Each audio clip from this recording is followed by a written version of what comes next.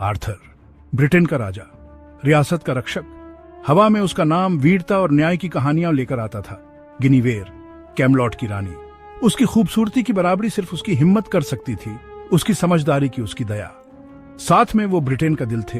उनका प्यार अंधेरे में डूबी दुनिया में एक रोशनी की तरह था। लेकिन सबसे तेज रोशनी भी अंधेरे में खो सकती है। कैमलॉट पर एक डर छा गया था, एक खामोशी जो किसी भी तूफान से ज्यादा भारी थी। महल के गलियारों में बगावत की, धोखे की फुसफुसाहट गूंज रही थी, हवा में शक का जहर घोल रही थी। इस बढ़ते अंधेरे के बीच एक दर्दनाक सच्चाई थी। आर्थर और गिनीवेर, जो कभी एक दूसरे से जुदा नहीं हो सकते थे, अब लड़ाई के कगार पर थे। आसमान में जख्म की तरह दिन निकला। लाल रंग से आसमान रंग गया। हवा बेचैनी से भरी, अनकही तनाव से भर गई। कैमलॉट के बाहर मैदान में दो सेनाएं तैयार खड़ी थीं। उनके झंडे हवा में शिकारी पक्षियों की तरह लहरा रहे थे। आर्थर अपने घोड़े पर अपनी सेना को देख रहा था। उसका चेहरा दृढ़ निश्चय से भरा हुआ था। मैदान के उस पार गिनीवेर भी उसी तरह खड़ी थी। उसकी आंखों में उगते सूरज जैसी आग थी।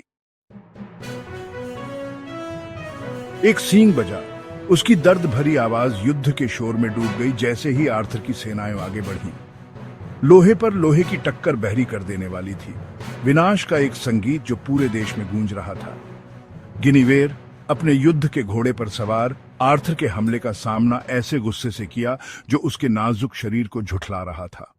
उनकी तलवारें चिंगारियों की बारिश में मिली। उनकी आंखें एक द्वंद्व युद्ध में बंद थीं, जो उनके चारों ओर चल रहे युद्ध जितना ही भयंकर था। भाग 5, मौत का नाच। पूरे दिन युद्ध चलता रहा। धुएं से भरे आसमान के नीचे मौत का एक क्रूर नृत्य।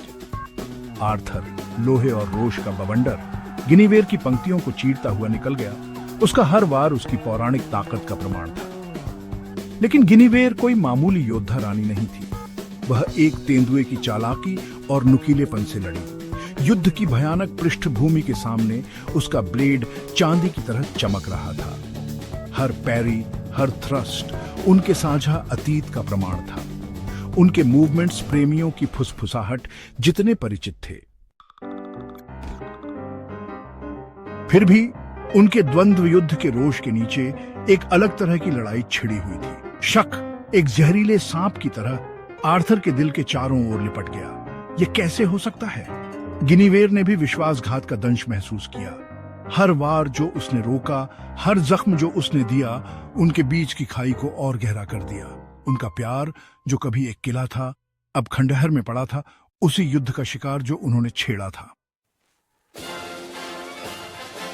जैसे ही शाम ढली, खून से लथपथ मैदान पर लंबी परछाइयां पड़ने लगीं।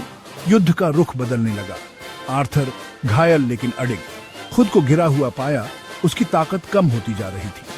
अपने राजा को खतरे में देखकर गिनीवेर एक ऐसी चीख के साथ जिसने युद्ध के शोर को चीर दिया, लड़ते हुए उसके पास पहुंची। पीठ से पीठ मिलाकर उन्होंने अपने दुश्मनों का सामना किया। उनके बीच की खाई के बावजूद उनके मूवमेंट्स एक जैसे थे। जब धूल जम गई और युद्ध की चीखें रात में गायब हो गईं, जीत न तो आर्थर की हुई और न ही गिनीवेर की। मैदान उनके शूरवीरों के शवों से अटा पड़ा था, उनके संघर्ष की भयानक कीमत का प्रमाण। आर्थर और गिनीवेर दोनों घायल नरसंहार के बीच एक दूसरे को घूर रहे थे। उनके चेहरे दुख और थकावट से भरे हुए थे। जो राज्य उन्होंने साथ मिलकर बनाया था, वह बिखर गया था, उनके टूटे हुए दिलों का आईना।